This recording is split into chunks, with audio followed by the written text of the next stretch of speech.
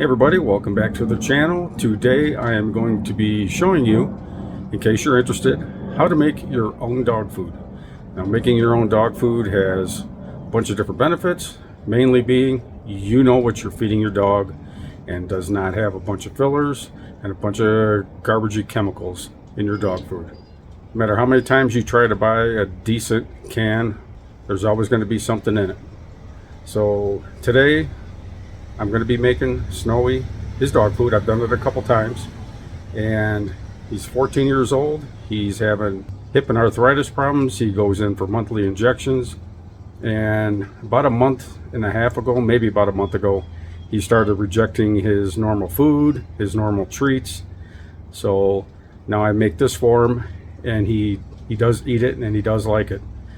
And don't forget, no matter what treats he doesn't like, he will always eat beef jerky. Now that's a barbecue buddy's dog. All right, I'm going to bring you down here.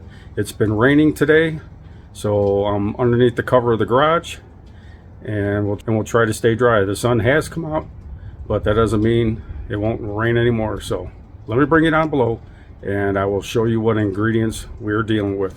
Super easy ingredients, and it makes for a tremendous tasting dog food. Even you could eat it if you want.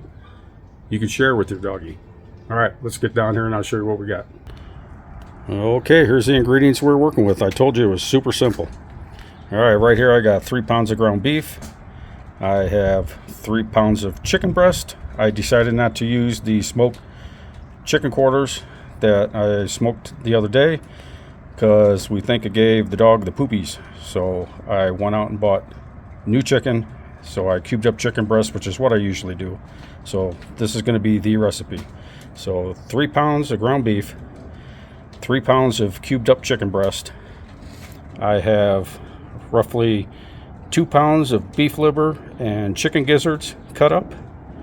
And I have roughly 3 pounds of mixed vegetables. We got potatoes, carrots, peas, green beans, and whatever else were in those cans. So all in all, we got about 10 to 11 pounds of food here. We're gonna go ahead and cook up for the dog and mix it all together. All right, I'm gonna get the Blackstone all heated up, and I'll bring you back when it's time to put all this good food for the dog on the Blackstone. And this is one of the benefits of having one of these 4-burner Blackstones. The amount of food you can cook at one time.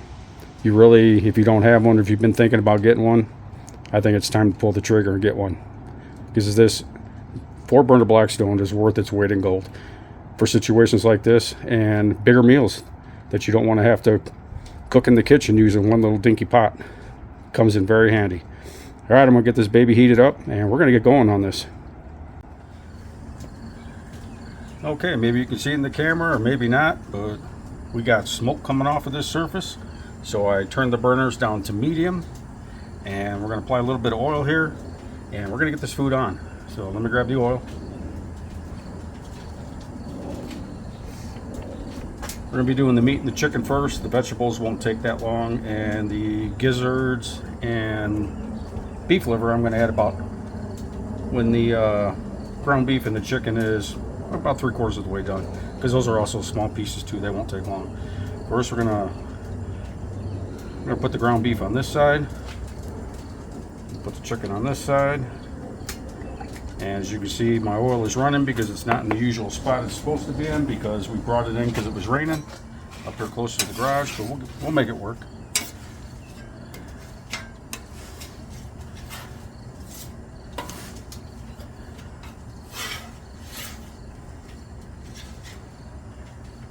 And the ground beef and the chicken are going to make their own oil anyway, so we're good. We're all good to go. Doesn't matter if it's going to run. All right, let's get that ground beef on. Let's put the chicken on.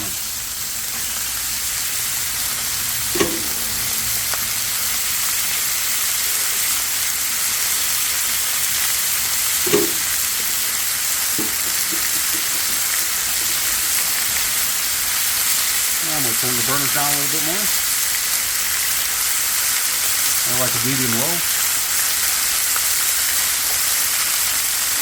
All right. This is why having one of these 4-burner Blackstones is very nice to have. You can cook this amount of food and then some. This isn't going to take long to cook. It's going to go pretty quick. I'm going to turn the burners down low. And I think I'm going to turn the middle ones off. There we go. We'll control some of the splatter. I may not use the Blackstone all the time, but when I do use it, it is very handy.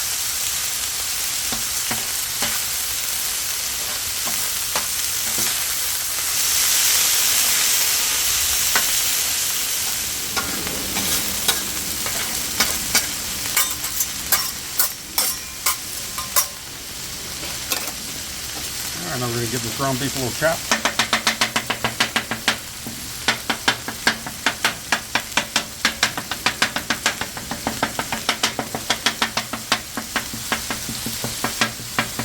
But you can't do that in your non-stick pan in the house, unless you have cast iron. Alright, turn that burner off. I'm going to turn the center one on. Maybe I got a cool spot over here. Let's sit over there for a little bit and we'll chop it up again. Chop the chicken here a little bit. Needs to be a little bit more done before we can really see some effective chopping, but we'll get a little bit of it done. Alright, let's get this other end one turned off, and I get the other center going. So we got a hot zone right here and cool zones over on these sides.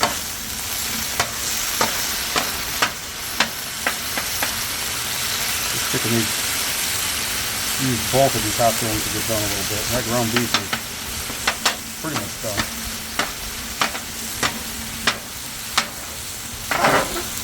Get it pushed up there a little bit. Alright, I'm just going to let this chicken cook for a little bit. No need to sit here watching me. I'll bring it back when it's pretty much done and I'm getting ready to add the other ingredients. Okay, chicken's looking pretty good. Our beef is looking good. It's got a little bit of pink still left in there, but it's going to cook when we mix everything together. So right now I'm going to add the gizzards and the beef liver.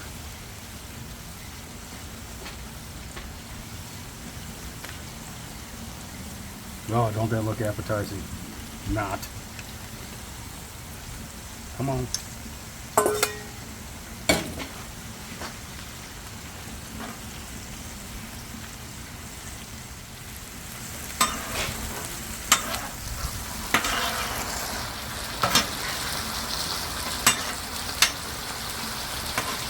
Take this grease out of here.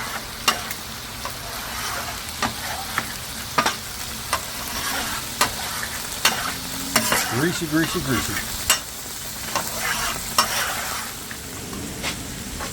Alright, well, 12 minutes into this cook, and you see how much we've done and how much food we've done in that 12-minute time.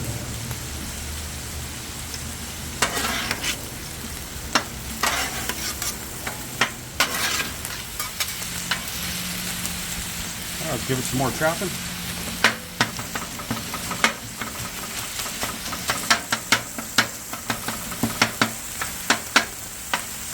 We're not going to get this chicken all minced up. We just want to break it up into a little bit smaller pieces.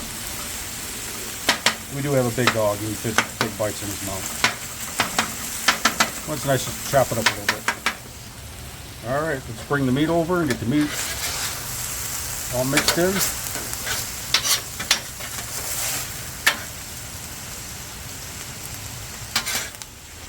Alright, let's get the vegetables on.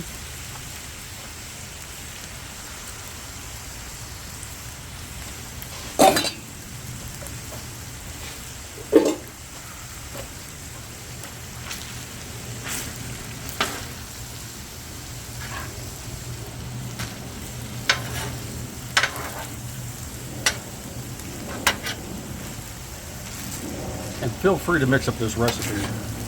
I mean, I watched a lady the other day, she put pumpkin in her dog food, which is fine. I may be doing that next time. I just keep forgetting about putting it in there, but her video reminded me because she made her own dog food as well. But for Snowy, he likes this, and I can always add something later on.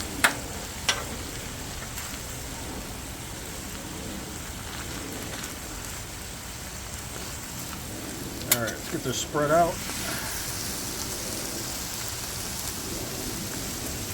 Try doing that in a 12-inch skillet. Ain't happening. And as Ron would say, the goalie saved the day. Nothing went down the grease trap.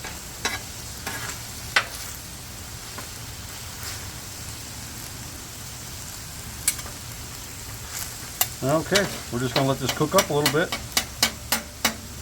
and then we'll be taking it off.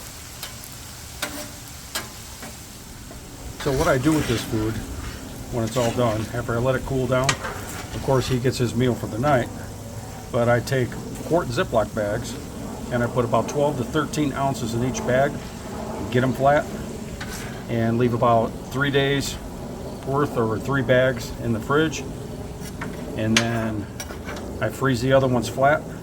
So all we have to do every couple days is bring out 3 bags, let them defrost in the fridge, and he's got food for the next 3 days. And how simple is that? I'll tell you what, if your dog is struggling to eat its dog food or getting tired of its dog food, make some of this, and I guarantee you, he or she will be loving the food. You can see all the greases run to one area, so there's not a lot of grease in this food.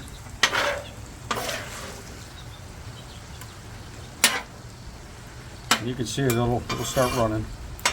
Now, depending on where the Blackstone's at, it's been running to this side. Usually it pools up back here, where I usually have it sitting. But anyways, I think we're about done. Get out of the water here, let it drain for a bit, and then we're going to put it in a foil pan and get it ready to bring in the house. Let it cool and put it in those quart bags I was just telling you about.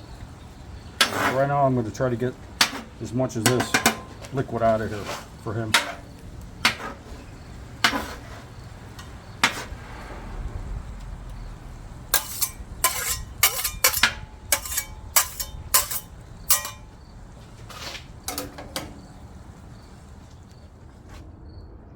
Alright, let's get this in the pan and get it in the house.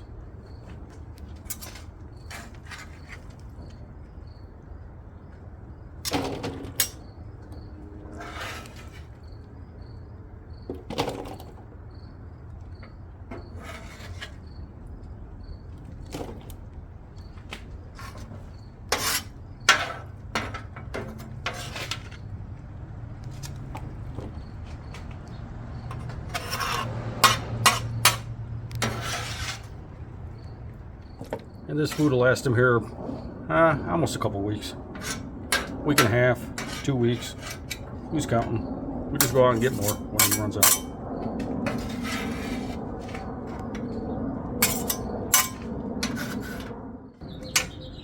I'm gonna go take it in the house and be back.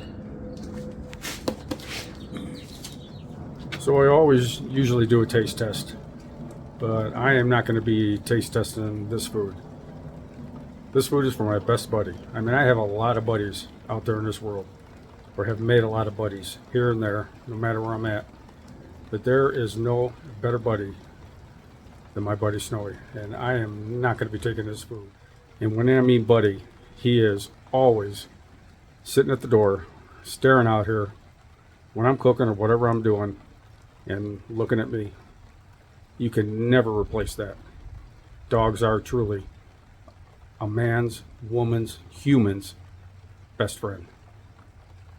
Snow's the man. He's probably not going to be around for too much longer, so, and that'll be hard in itself, but we're trying to do what we can for him right now, and hope we get some more time out of him. But this is all Snowy's food. My bestest buddy in the world.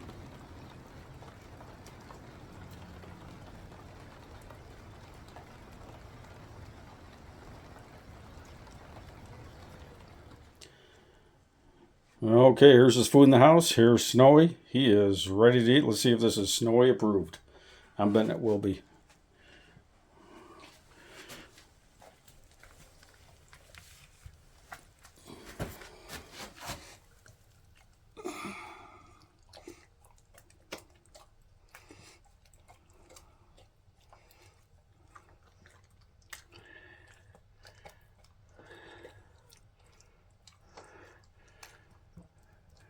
All right, I think that's a winner.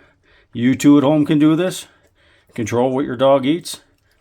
And you don't need none of that fake filler stuff. But it's everybody's option. This is just another option you can do. Especially if the pet food prices start skyrocketing uncontrollably more than what they are now. This is always an option. We got 10 or 11 pounds of food here. I paid minimal amount of money. And here we go. The dog loves it. Snowy approved. All right, everybody. If you like what I do and you're new here, please consider subscribing. And as I always say, if I can cook it for the dog this time, you can cook it for your dog. All right, everybody. I appreciate everybody watching.